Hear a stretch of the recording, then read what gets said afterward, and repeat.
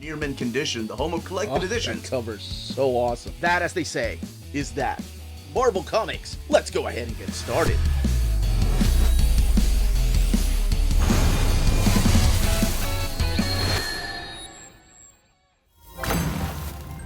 How's it going, all you minties? Uncanny Omar here from Near Mint Condition, the home of collected editions. And join me today for my advanced look at the Captain America Omnibus Volume 2. This is the new printing from Marvel Comics, so let's go ahead and get started.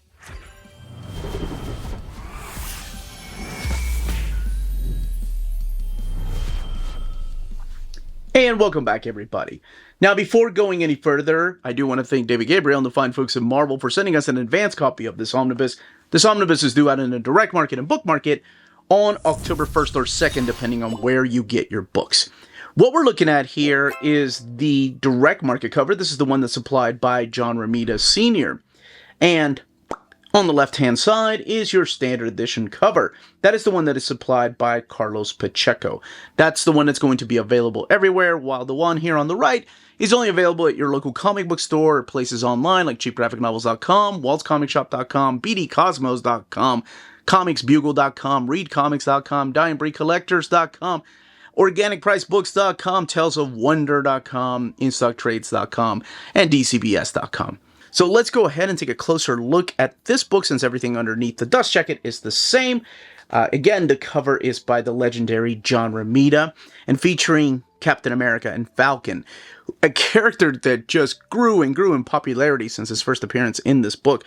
Cap and the Falcon split up. Man, look at the drama already from issue 144. The spine right here, Marvel Omnibus, Captain America. And you have Lee and Colin and Romita right there, and this image of Cap, and Volume 2. Now, while I have this here, let's go ahead and put it up on the shelf. And I always want to make sure people understand that there are two Captain America Omnis Volume 2s. One's from the Golden Age, and one is from the Silver Age. And that's what we're looking at here. The Silver Age going into the Bronze Age. But here's a quick look at how Captain America fits in reading order and oversized format. And oh my gosh, I can't believe we have all these books and more to come. But let's go back to this, and more to come as in that Mark Gruenwald Omnibus Volume 2. So excited for that.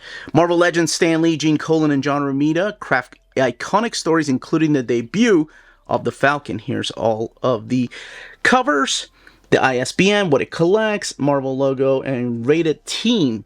The book retails for $100. Now, underneath the dust jacket is this new design. And on the left, it's a little bit about the stories found in here. On the right-hand side is about the creators. And this is the spine that they'll be using for the standard edition cover. For the Carlos Pacheco covers, you have both Cap and Falcon, Volume 2. And then the S.H.I.E.L.D. right there. So we are going to crack this book open, look at the artwork in here, talk about the stories found in this particular book, and also look at the extras and the build. Let's go ahead and open the book up. You have black end sheets and the title page, Captain America Omnibus, including this image of Falcon with his original costume. Volume 2, standing over this villain right here, Stan Lee, Gene Colan, and John Romita. However, there are other creators. Gary Friedrich wrapping up this particular omnibus. Stan Lee taking the top billing. And then, of course, Gene Colan, John Romita, the top billing of the artist. Or rather the pencilers, because you also have John Buscema and Gray Morrow, who actually designed the new costume for the Falcon, or did the actual comic that featured the new costume. Inkers are Sal Buscema and Joe Sinnott, Frank Giacoia, Wally Wood doing one issue. Whoa! On Gene Colan's art, like two masters working together. It's insane, the amount of talent here. As far as lettering, it's Herb Cooper and Sam Rosen and Art Simek, and unfortunately, the colors are uncredited during this time. Editor at the time, of course, is Stan Lee. And here's your table of contents, where you're going to find each of these particular issues, and the page number, and also the date that originally came out. So June 1969 all the way to April 1972. And what the title of that particular issue was. Sorry, I was pointing here. You do have 3 different introductions.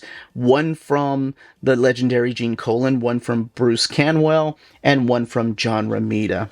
And this is the one from Gene Colan. Actually, admiring a lot of Stan Lee and what he was doing and loving the process of the Marvel way of writing stories where Stan would just hand him a plot and Gene would draw it.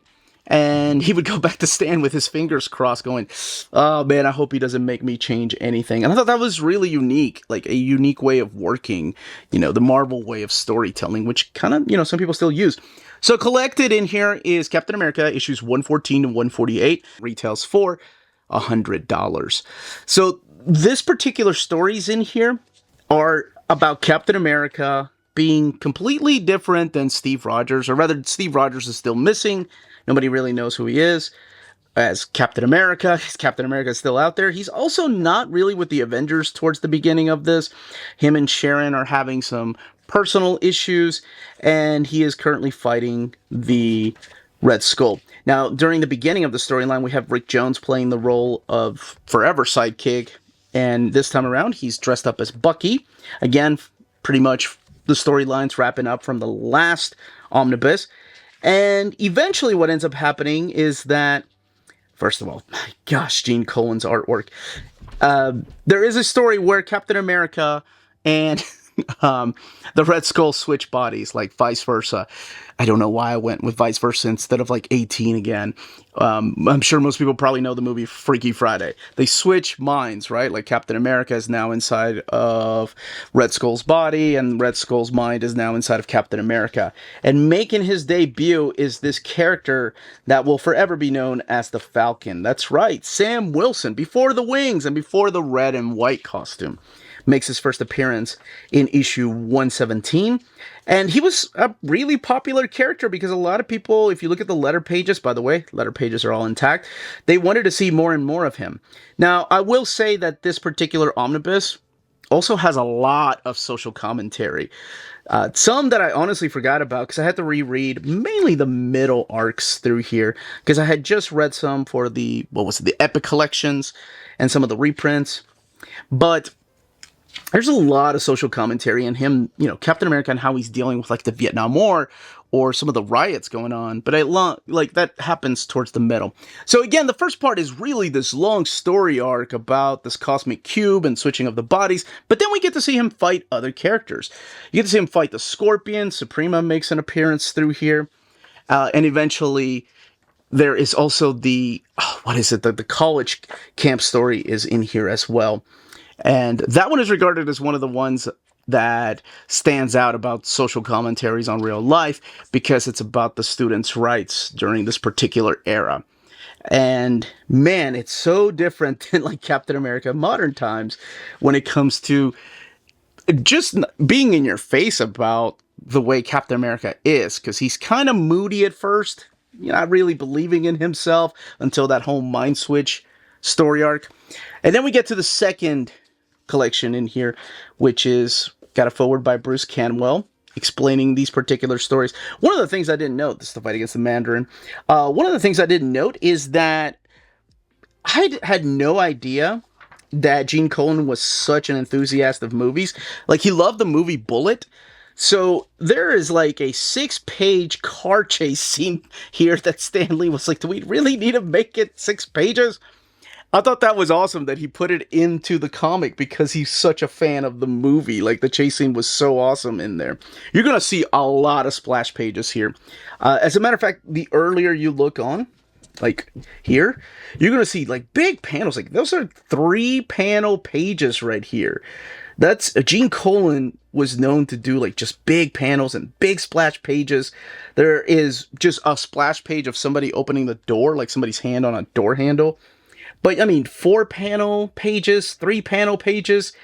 Now, the more he goes on, of course, the more he got comfortable with the way that Stan Lee wanted a story to be written. So you start seeing him expanding his panels. But I thought that was really interesting. Not a lot of artists during this particular time were doing 3 panels.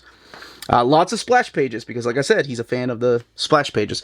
So you had that storyline where Captain America gets involved in Vietnam and kind of becomes a peacemaker, if you will, or tries to become a peacemaker.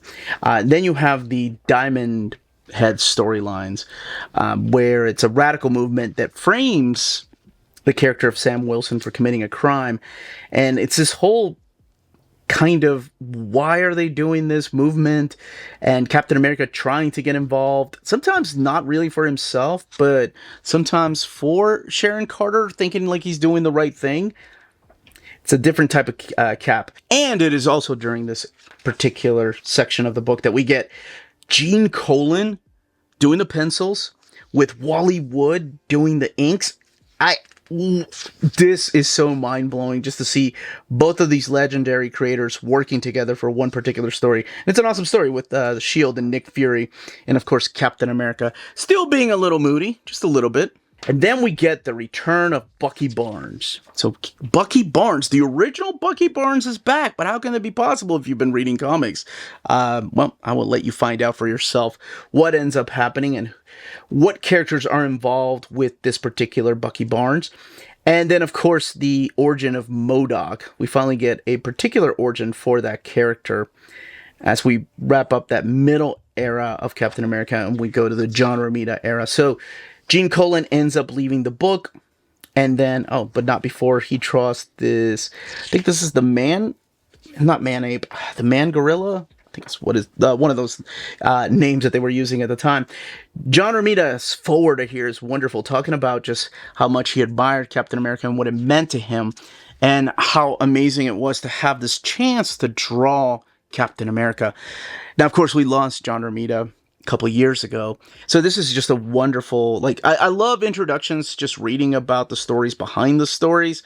I will say that a couple of these little things that he talks about does spoil some of the things that happen in this book, but really not as much as like me flipping through pages here and you're like, hey, wait, why are they fighting Spider-Man?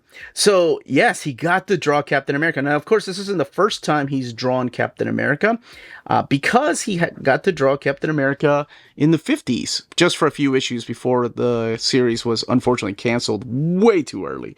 But here he is, coming back to the character of Captain America. Now, if you're reading this for the first time, I will say the dialogue is a little aged, right? It's from the 60s and 70s, so you're going to see a lot of things that people don't say anymore, especially my boy Sam Wilson, where he starts saying jive turkeys and ya digs. Yeah. Anyway, but things like that. There's a fight against the Grey Gargoyle, which actually is a really cool multi-part issue. This is the cover right here. Wanted to talk about. So when I was a kid, they had this cover at Dr. Comics, like he had it up on like a shelf, and I thought, oh my gosh, who's the character with a fist in his body? That's got to be painful. Yeah, no, it's just the design of the shirts that they're wearing. This is another radical movement that's attacking certain areas of New York. And yeah, of course, somebody else is pulling the strings. This is the first appearance of the costume right here, of Sam Wilson's costume. Now we got Gary Friedrich stepping in as the new writer and Gray Morrow doing this particular internal artwork. We still got John Romita doing the main stuff. There's teaming up with S.H.I.E.L.D. against Hydra. And it's not just Hydra, but also, of course, the Red Skull. Wilson getting involved. There's a lot of if you like Red Skull, man, this omnibus is for you, because there is a lot of Red Skull and Hydra in here. And then all the letter pages are collected in here. And we get some extras in the back. Captain America Annual Number 1 cover, which again is just a reprint of Tales of Suspense. And this is Annual Number 2 cover. The color rough right here by John Romita. The Captain America 117 cover original art. And speaking of original art, that's what you see through here. Whether it's Gene Colan and Joe Sinnott, or Marie Severin and Frank Giacoia. And then Marie Severin's cover sketches there. And then internal artwork from Gene Colan and Bill Everett. House ads, cover color rough right there. And more internal artwork. And then the standard edition cover here by the also legendary Carlos Pacheco. Now, as far as the binding of the book, 824 pages, sewn binding. This particular book is printed at the iMac printer. The paper stock in here is as thick as they have been from the iMac printer lately. So there is just a little bit of bleed through happening. Actually, let's go back to this page right here because it kind of shows you a little bit more. That you can see the panels from the other side. If it's like white or really light colors, and maybe in the cover here. Actually, let's go back to the beginning because I can. There's lots of whites here where you can see some of the lettering from the other side. I don't have the original one to compare it to, but I assume that one was printed in 2016, so it's probably the either the Leo paper or Donnelly printer. And at that time, Donnelly printer they had thicker, glossy paper stock. So maybe the bleed through isn't as much as the, see what I mean by like just how many big panels he was drawing. Love it. But that's it. That, as they say, is that. If you're interested in purchasing this omnibus, don't forget to check out our sponsors. CheapGraphicNovels.com, your online home for graphic novels and collected editions up to 50% off cover price. They have excellent shipping and prompt and helpful service. Check out their bargain deals for up to 90% off cover price. And don't forget that CGN also takes pre-orders. That way you don't miss out on the hottest releases. And they are currently running a special promotion for you Minties. If you're a first-time customer, after receiving your order confirmation email, reply back to that email and let them know Near Mint Condition sent you their way. They will then apply a free shipping promotional credit to your next order in the US. Cheap Graphic Novels, your source for the hottest books with the kind of deep discount, quality shipping, and customer service that will keep you coming back for more. If you're in Europe and you're interested in buying these books, definitely check out Walt's Comic Shop in Berlin, Germany. They have the cheapest pre-order prices, flat shipping rate of €12 for all EU countries, emails answered within 24 hours, waltscomicshop.com, and you can use the code NEARMINTCONDITION at checkout and get free shipping for all EU countries with your first order over €40. That's Walt's Comic Shop, your reliable source for omnis and premium collected editions in Europe. Ding! And that was the content, the page count, and build of this book. Let me know in the comments down below if you are picking this up, if you have the Epic collections, if you have the Marvel Masterworks, or if you have the original printing. If you have any other questions, leave those down below. Don't forget to check us out on Patreon and Spreadshop, amazing ways to support the channel if you can do so. Everyone stay healthy and safe out there. Much love.